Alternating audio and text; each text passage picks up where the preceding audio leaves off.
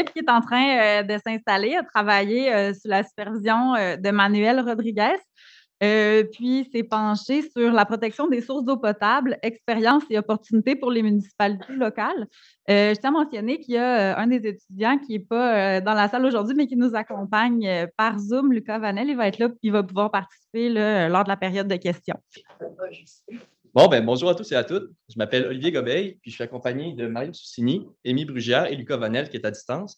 Puis on va vous présenter notre sujet de maîtrise qui est la protection des sources d'eau potable dans la MRC de la Côte-de-Bourg. Alors, voici le plan de notre présentation. J'ai commencé par une brève mise en contexte de la protection de l'eau au Québec. Ensuite, on va vous présenter nos objectifs généraux et spécifiques de recherche, notre territoire d'études, notre méthodologie utilisée, les résultats obtenus et une brève conclusion. Donc, pour commencer, c'est quoi une source d'eau potable? Une source d'eau potable, c'est l'ensemble du territoire qui alimente une prise d'eau potable. Donc, si on s'imagine ici sur le schéma qu'on a une prise d'eau potable ici, là, à côté de la petite ville, bien, la source d'eau potable, ça serait l'ensemble du territoire qui est inclus dans la ligne pointillée rouge. Donc, toute cette zone-là, en fait, toute l'eau qui tombe dans cette zone-là va se retrouver vers un exutoire commun, qui est la prise d'eau potable. Alors, la protection des sources d'eau potable, c'est une démarche qui vise à protéger ce territoire-là afin de limiter les apports de contaminants dans le réseau hydrographique, ce qui va permettre d'approvisionner le citoyen avec une eau de meilleure qualité. Donc, l'historique récent de la protection de l'eau potable au Québec, ça commence en 1972 avec l'adoption de la loi sur la qualité de l'environnement.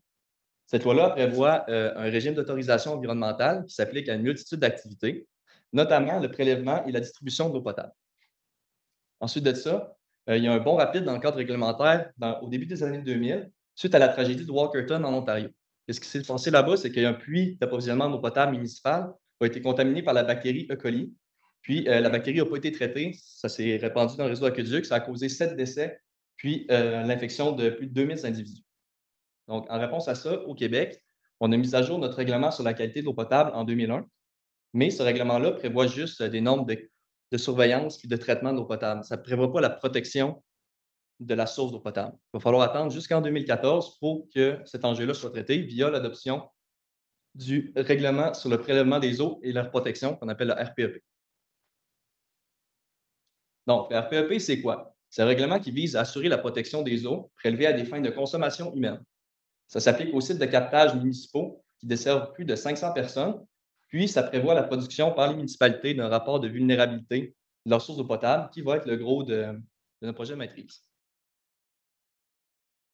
Donc, les rapports de vulnérabilité, ça se fait en 6 étapes. Tout d'abord, la municipalité doit caractériser sa prise d'eau. Est-ce que c'est une prise d'eau de surface, souterraine? C'est quoi sa configuration? Ensuite, elle doit délimiter le bassin versant de cette prise d'eau, de la source d'eau potable, de la prise d'eau potable. Puis, les différentes aires de protection prévues au règlement. Ensuite, elle doit évaluer la vulnérabilité de la prise d'eau face à certains contaminants, que ce soit des micro-organismes, la turbidité, les matières fertilisantes, etc. Après, dans le bassin versant, elle doit inventorier toutes les activités anthropiques qui se retrouvent. Ça peut être des activités industrielles, agricoles, urbaines. Puis, évaluer les menaces qui sont associées à ces activités anthropiques-là. Puis, pour terminer, elle doit identifier les causes des problèmes avérés identifiés à l'étape 3 de la démarche. Donc, c'est une démarche qui a des avantages, mais aussi des inconvénients. Le premier gros avantage, c'est que ça permet de diminuer les coûts de traitement de l'eau potable. Donc, si l'eau qui arrive à la station de traitement est de meilleure qualité, le traitement est moins coûteux. Ensuite, ça permet de protéger les autres usages de l'eau. Donc, si on protège l'eau qui est à destination de consommation humaine, de facto, on protège aussi tout plein d'autres usages, que ce soit le récréotourisme, l'agriculture ou aussi là, la vocation écosystémique de l'eau dans les milieux naturels. Ensuite, c'est un exercice qui permet de produire des données scientifiques sur l'eau, sur les activités du territoire, puis qui est très formateur pour les municipalités. Ça permet d'améliorer leurs compétences en matière de protection des sources. Les inconvénients, c'est que c'est une démarche qui s'applique seulement dans les bassins versants où il y a une prise d'eau potable. Donc, ça engendre une protection différenciée de l'eau sur le territoire, parce que les bassins versants qui n'ont pas de prise d'eau sont pas protégés de la même manière. Puis, ça ne prévoit pas non plus l'élaboration d'un plan d'action par les municipalités. Le RPEP, c'est une démarche de diagnostic des problèmes, mais ça ne nécessite pas encore d'apporter de solution. Puis, c'est une démarche qui est complexe et relativement coûteuse, surtout pour les petites municipalités qui ont peu d'effectifs et de moyens financiers. Donc, notre objectif général de recherche, c'est de documenter et d'analyser l'expérience des municipalités locales de la MRC de la Côte de Beaupré quant à la démarche de protection des sources d'eau potable prévue au RPEP.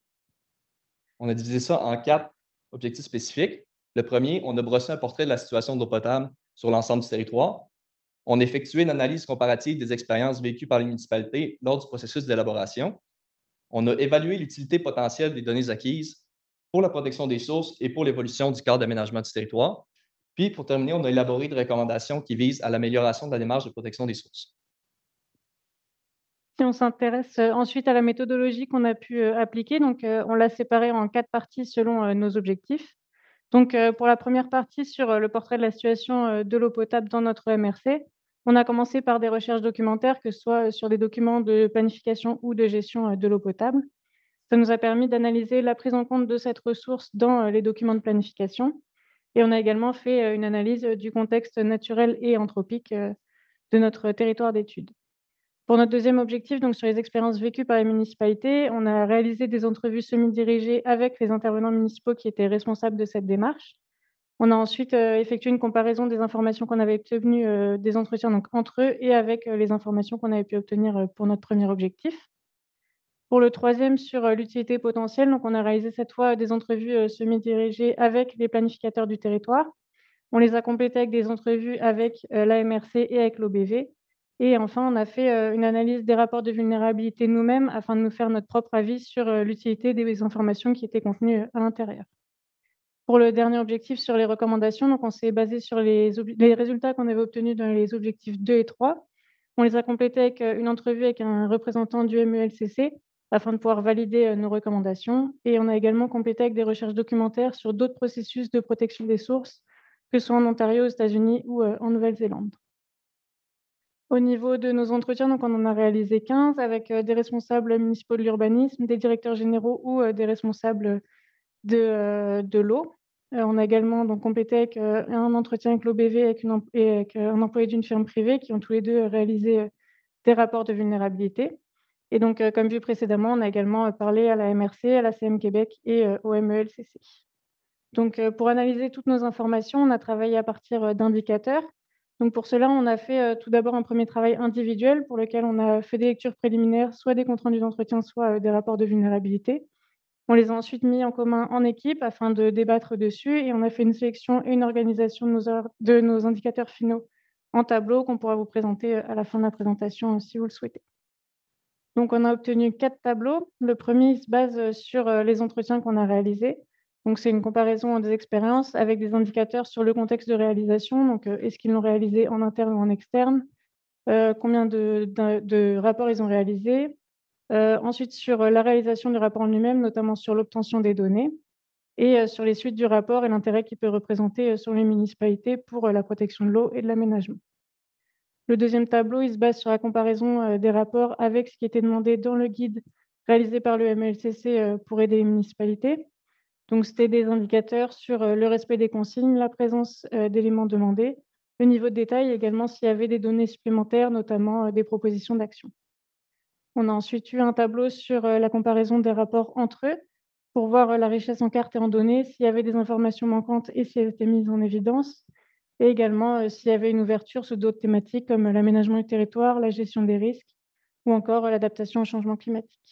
Enfin, on a eu un dernier tableau sur la comparaison des informations contenues dans les rapports par rapport aux informations qu'on avait pu avoir en entretien pour s'assurer qu'il y ait une cohérence. Si on s'intéresse ensuite à nos résultats, donc de la même manière, on va s'y intéresser objectif par objectif. Sur le portrait de la situation en eau potable, on s'est intéressé à tous les documents qu'on pouvait obtenir sur la desserte en eau potable. On a ainsi pu voir que 5 municipalités étaient desservies en eau de surface et 3 en eau souterraine. Et on a également observé quelques cas particuliers, notamment l'Ange Gardien, qui est desservi par Bois-Châtel et qui n'a donc pas eu à réaliser de rapport de vulnérabilité. Bois-Châtel est également un cas particulier puisqu'elle possède 2 prises d'eau de surface, dont une de secours.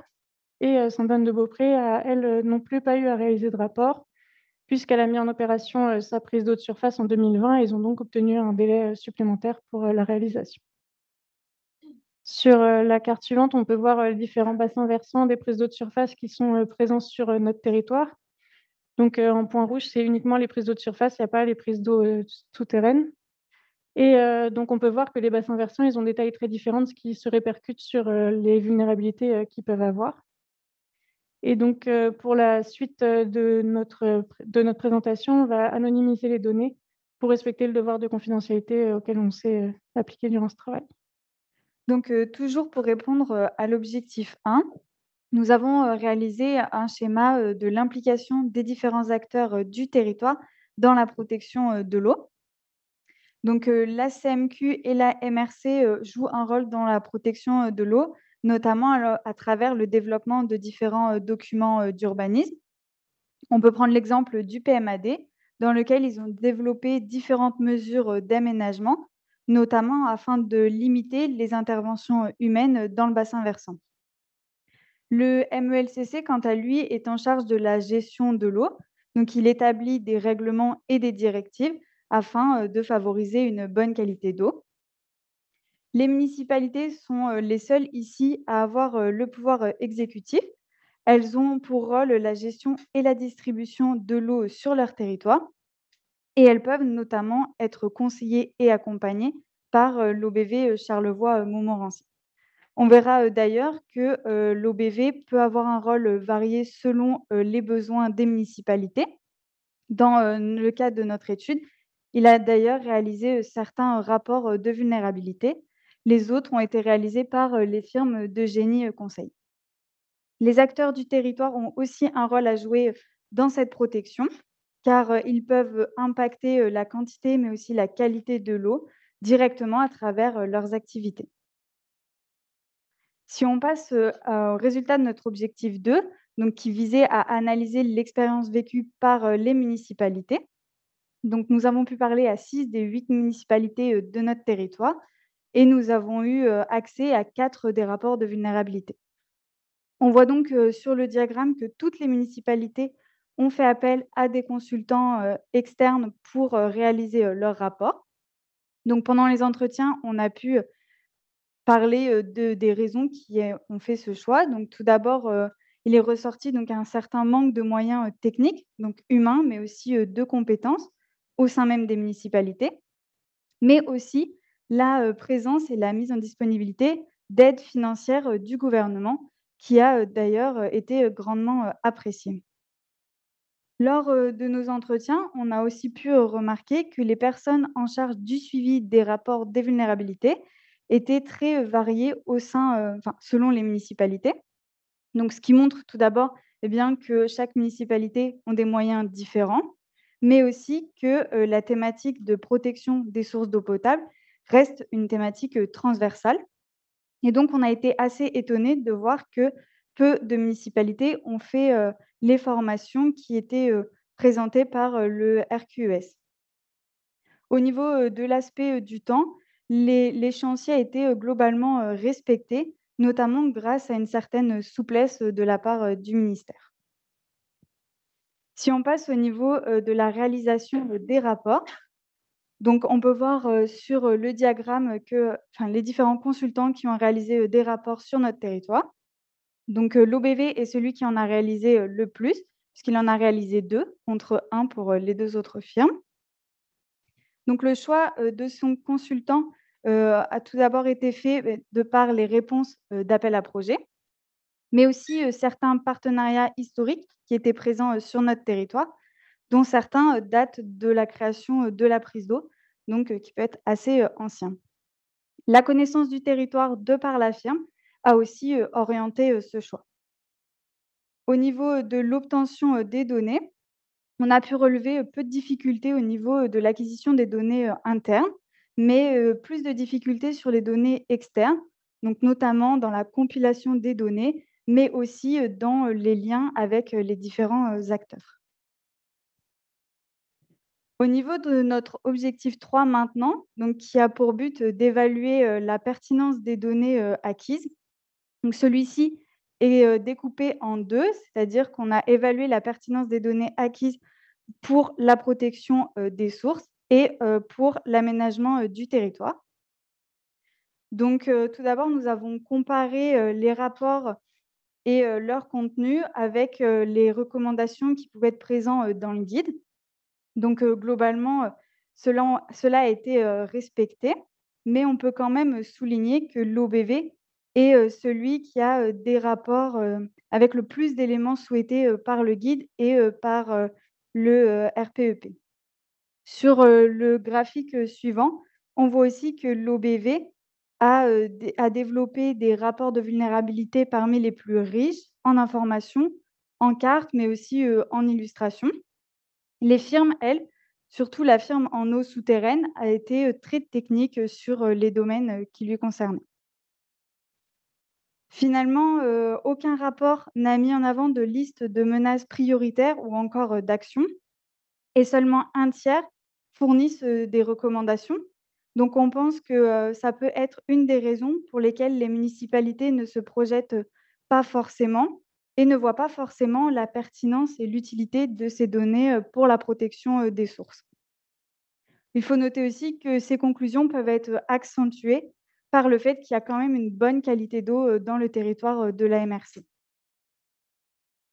Finalement, au niveau de l'aménagement du territoire, on a pu évaluer les thématiques abordées dans les rapports.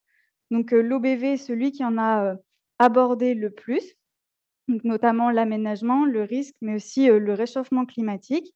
Les firmes, quant à elles, étaient vraiment développées dans leur domaine spécifique.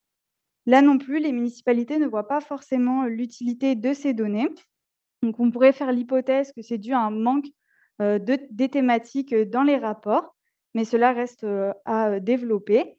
Mais ça peut aussi être du fait que du fait qu'il y a un certain flou sur la démarche et la poursuite de cette démarche, donc ça pourrait aussi être lié à ça. Si on s'intéresse maintenant à notre objectif 4, donc qui constitue nos recommandations, il faut d'abord retenir qu'elles s'appuient sur un cas d'étude spécifique et qu'elles ne sont pas forcément généralisables à l'ensemble du Québec. Il faudrait faire plus d'études pour cela. On les a tout de même séparées en 3 thématiques. Donc, la première, c'est sur le contenu du rapport de vulnérabilité. Donc, une des premières recommandations, ce serait de laisser moins de place à la subjectivité dans le guide. On a vu lors de nos entretiens avec les firmes privées et les municipalités qu'il y avait certains points qui n'étaient pas forcément clairs et qui pouvaient laisser du coup place un petit peu de subjectivité dans la réalisation. Le deuxième point, ce serait d'étendre les thématiques qui sont abordées dans les rapports, notamment comme on a pu le voir à la gestion des risques ou notamment aussi au changement climatique. Ça permettrait de prendre en compte d'autres aspects de vulnérabilité qui ne sont pas actuellement comptabilisés. Sur la deuxième thématique, donc d'accompagnement des municipalités par le MELCC, une des recommandations, ce serait de donner plus de moyens pour l'accès aux données, puisque actuellement, il n'y a pas d'obligation pour les acteurs de partager leurs données. Et on a pu voir que dans notre MRC, certains acteurs qui étaient potentiellement polluants avaient fait le choix de ne pas partager leurs données. Or, ça peut poser problème pour la vulnérabilité, parce que c'est des données qui, ainsi, ne sont pas prises en compte et qui, donc, ne peuvent pas être utilisées pour la protection des sources. L'autre solution dans cette thématique, ce serait de valoriser un petit peu plus les outils disponibles, notamment les formations, puisque les retours des quelques municipalités qui y ont eu recours ont été extrêmement positifs et que ça pourrait permettre de mieux prendre en compte la démarche du RPEP. Et sur la dernière thématique, donc sur l'amélioration globale de la démarche, on pense qu'il serait intéressant de rendre obligatoire l'intégration des données obtenues dans cette démarche dans les plans d'urbanisme, qui permettrait d'avoir une réelle application sur le terrain et qu'elle soit réellement utilisée pour la protection des sources. Et la dernière de nos solutions, ce serait de publiciser les rapports, également de mieux inclure les populations dans la démarche pour permettre de les sensibiliser et qu'ils aient une meilleure compréhension de la démarche globale qui leur permettrait eux-mêmes d'appliquer des actions. Donc, en conclusion, on est conscient que la démarche de protection des sources au Québec, c'est de quoi qui est nouveau. Puis, c'est normal que quand un nouveau règlement entre en vigueur, il y a certaines incertitudes dans son application. Mais de manière globale, dans la MRC de la Côte-de-Beaupré, l'expérience semble avoir été un succès. Puis, on recommande tout de même au ministère de l'Environnement d'étudier certaines de nos recommandations pour la révision du règlement. Puis, c'est ça. On sait d'ailleurs qu'ils sont en train d'élaborer les plans d'action. Puis, on a bien hâte de voir comment le dossier va évoluer dans les prochaines années. Donc, merci pour votre écoute. Merci à tout le monde qui ont collaboré avec nous. Merci tout spécial à Manuel Rodriguez, notre superviseur, puis à Fanny Fortier-Fradette, qui n'a malheureusement pas pu terminer le projet avec nous. Merci beaucoup.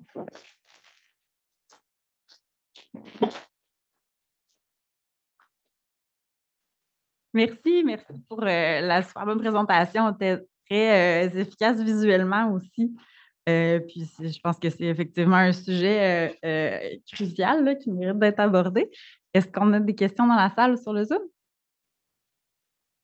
Pas encore. Moi, j'ai une question. Fait que peut-être je peux y aller d'emblée, là. Évidemment, c'est un sujet qui me préoccupe aussi assez directement. Vous savez, tu l'as mentionné avant la fin, là, qu'assez récemment, le ministère a donné des indications pour commencer les plans de protection des sources, puis aussi sorti le programme de financement. Là, maintenant, les analyses de vulnérabilité sont pas mal terminées. Comment vous pensez que ces nouvelles directives-là, ce nouveau programme-là vont affecter la situation puis peut-être faire évoluer les recommandations que vous faites? Je peux commencer. En mars, du coup, ils ont fait une annonce pour mettre en place un fonds de financement et pour lancer un petit peu les plans d'action. Actuellement, ces plans d'action-là, ils sont volontaires, c'est-à-dire que les municipalités, elles n'ont pas d'obligation de réaliser un plan d'action. Après, c'est aussi ce qui est intéressant, nous, de notre point de vue, c'est qu'ils ont choisi de mettre un peu en place un système de coopération entre les municipalités, les MRC, les OBV, etc., qui nous semble intéressant pour avoir un plan d'action qui soit plus efficace. Après, c'est vrai que le fait qu'il ne soit pas obligatoire, ça ne va pas forcément permettre une protection réellement appliquée à l'ensemble du territoire. C'est peut-être certaines municipalités qui sont soit plus impliquées, soit qui ont réellement repéré des problèmes qui vont se lancer là-dedans. Donc, après, à voir comment ça va vraiment s'appliquer sur le territoire. Oui, parce que par exemple, si on peut prendre l'exemple du coup de notre territoire, au vu des conclusions qu'on a pu ressortir et de la vision des municipalités sur l'utilité de ces données, je pense pas qu'elles le mettraient en place tout de suite, le plan d'action, parce que ils ont quand même une bonne qualité d'eau et dans les rapports de vulnérabilité, il n'y a pas de problème majeur qui est ressorti. Donc, je pense que c'est pas forcément leur priorité.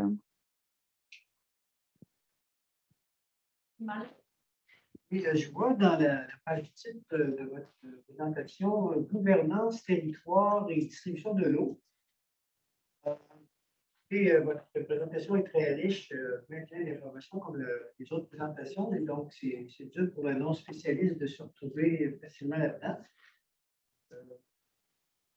Moi, je me rappelle de votre présentation dans l'atelier du mois de février. On avait parlé, en fait, j'avais fait une intervention sur les enjeux de gouvernance qui, à la lumière de votre présentation, était patente, là, très manifeste. Donc, peut-être que vous avez tout expliqué ça à nouveau, mais je m'excuserai à l'avance, j'ai échappé ça, si c'est le cas. Et pour m'assurer que vous l'avez bien traité, je vous demanderai de résumer d'une part, la problématique que vous avez trouvée en matière de gouvernance de l'eau sur ce territoire-là et les recommandations parmi lesquelles vous avez faites qui touchent à la gouvernance. Donc, on demande, je vais juste répéter pour être sûr qu'on a bien entendu. On demande de revenir là, sur les enjeux liés à la gouvernance, peut-être donner un peu plus de détails, puis sur les recommandations liées à ça. Mais du coup, je dirais que au niveau de la problématique, c'est que c'est une thématique qui est large et qui implique beaucoup d'acteurs. On a pu voir que voilà, les municipalités, elles ont en charge la distribution, mais l'OBV, il peut les conseiller, puis le MLCC, il va faire des directives. Donc c'est vrai que ça peut être un petit peu complexe. Ça, c'est un des schémas aussi simplifiés, donc il peut y en avoir vraiment beaucoup. Et du coup, ce qui est ressorti au niveau des recommandations, ça peut être, par exemple, de simplifier et de valoriser les... On peut voir les recommandations qui touchent à la gouvernance. Ouais. C'est ça qui est sur du coup les recommandations qui sont en bas, la dernière toute à droite, sur l'échelle de réalisation, un des points, c'était aussi actuellement, ça a été confié aux municipalités, puisque c'est elles qui ont en charge de la distribution de l'eau potable. Et c'est vrai qu'il y avait un petit peu une réflexion qui a été faite dans le MLCC, auquel on s'est intéressé aussi, c'est est-ce que c'était réellement l'échelle la plus intéressante, puisque les MRC, ils ont aussi des questions sur, par exemple, les milieux humides, etc., qui sont quand même très impliqués dans l'eau. Il y a également les OBV qui traitent sur un territoire un peu plus large et qui ont déjà beaucoup de contacts au niveau des acteurs. Donc, c'était un peu, est-ce que c'est vraiment les municipalités qui sont les plus à même de le travailler? C'est le choix qui a été fait par le MELCC. Après, c'est aussi ce qu'on disait qu'on trouvait intéressant dans le plan d'action, puisqu'ils ont fait le choix de pouvoir mener les plans d'action en coopération, par exemple, avec la MRC ou l'OBV, ce qui pourrait être plus intéressant, parce que la protection, elle est plus intéressante à être réfléchie au niveau du bassin versant qu'au niveau de la municipalité en elle-même. Merci. Elisa?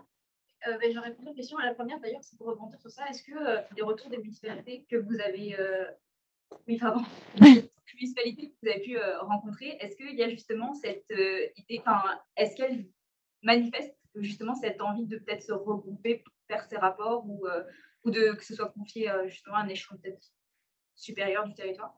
OK. Donc, la question qui est posée dans la salle, c'est si vous avez senti un désir des municipalités de se regrouper pour travailler sur la protection des sources là, à une échelle un peu plus large. Bah, je dirais que non. Après, c'est vrai que les municipalités auxquelles on a parlé, vraiment le ressenti, c'était beaucoup le fait que la démarche soit nouvelle et que, eh bien, ils ont répondu à la demande parce qu'ils devaient le faire, mais je pense qu'ils n'ont pas assez de recul pour se demander ça encore. Après, on a vu que 6 municipalités, donc vraiment ça reste un petit échantillon aussi, Après, je pense aussi le fait qu'ils aient tous fait appel à des externes pour réaliser les rapports, ça les a pas forcément amenés à avoir une réflexion sur est-ce qu'en travaillant ensemble, ils auraient eu un meilleur résultat, et cetera. Donc peut-être que des municipalités qui ont réalisé en interne ont eu plus de communication avec d'autres municipalités, et cetera aussi, c'est à voir. J'aurais juste une deuxième question. Oui, tu veux poursuivre? Vous aviez parlé des difficultés que les organismes qui ont réalisé ces rapports ont pu rencontrer, donc les OBV, vous avez distingué les OBV des firmes privées. Et j'ai cru comprendre, moi si je me trompe, que les OBV ont rencontré moins de difficultés à réaliser ces rapports. Est-ce que vous pouvez revenir dessus et dire quel type de difficultés ils ont rencontré concrètement? OK. Donc, on voulait revenir sur une information que vous avez donnée par rapport au fait que peut-être les OBV ont eu moins de difficultés à faire les rapports que les entreprises privées. Puis, c'est quoi ces difficultés-là? Comment ça, c'est plus facile pour les OBV? Je sais pas si Lucas, tu veux participer? Oui, je veux bien. Alors, je pense que déjà, tout d'abord, les OBV, en fait, ont déjà, en tant qu'organisme de bassin versant, un contact avec de nombreux acteurs qui sont déjà présents sur le territoire. Donc, ils ont déjà des données, des connaissances qui sont déjà acquises et que peut-être ils peuvent mettre en avant dans les rapports de vulnérabilité qu'une firme aura peut-être plus de mal à obtenir. Et ensuite, on n'a pas forcément aussi dit qu'ils avaient plus de facilité. Ils ont peut-être fait des choses différentes pour montrer, enfin, ils ont réussi à montrer plus de choses dans leur rapport que certaines firmes. Mais les informations, globalement, il y avait des manques de chaque côté, il y avait des plus de chaque côté. Donc après, tout dépendait aussi, en fait, des relations et des informations qu'ils ont pu obtenir au cours de leur démarche. Merci. Dominique m'indiquait qu'il y avait une question en ligne. C'était une des miennes, en fait. Allez, vas-y. Je voudrais bien avoir la réponse. Vous mentionnez au début dans votre requête une recherche documentaire, là, notamment en comparant avec l'Ontario et la Nouvelle-Zélande. Je suppose que c'est à la recherche de différences ou de bonnes pratiques. Avez-vous trouvé des bonnes pratiques québécoises que les autres auraient avantage à adopter en comparant? Donc, est-ce que dans vos recherches, vous avez dit au début qu'il y avait des bonnes pratiques ailleurs dans le monde? Est-ce que vous en avez vu au Québec qui pourraient inspirer les autres municipalités? je dirais que moi, j'en ai pas vu. Après, en faisant justement la comparaison avec l'Ontario, on voit quand même des similitudes. Donc, ça reste. Voilà. Au final, l'Ontario et le Québec ont quand même des démarches assez proches. C'est juste que l'Ontario est allé un peu plus loin parce qu'il a commencé plus tôt. Mais, Et est-ce que je peux participer? Et je sais que nous, avec Marion, on s'est plus intéressé du coup à la partie États-Unis. Et pareil, les démarches sont assez proches. Et oui, par exemple, on a trouvé des bonnes pratiques au Québec qui pourraient, par exemple, s'appliquer aux États-Unis. On sait qu'aux États-Unis, par exemple, pour la protection d'une prise d'eau souterraine, ils ne sont pas obligés de faire appel à un organisme spécifique pour définir des aires de protection. Ils peuvent le faire de manière arbitraire en définissant une distance de protection radiale. Et par exemple, ça, c'est beaucoup moins, on va dire, c'est moins scientifique et c'est pas vraiment adapté. Du coup, voilà, c'est le genre de comparaison qu'on peut faire aussi. Merci. Je pense que ça clôt la période de questions par rapport à votre présentation. C'est très intéressant. Puis je pense que ça soulève beaucoup, beaucoup de questionnements, là, ces analyses-là, parce que c'est tout nouveau, comme vous l'avez dit. Merci encore pour votre présentation. C'était très instructif.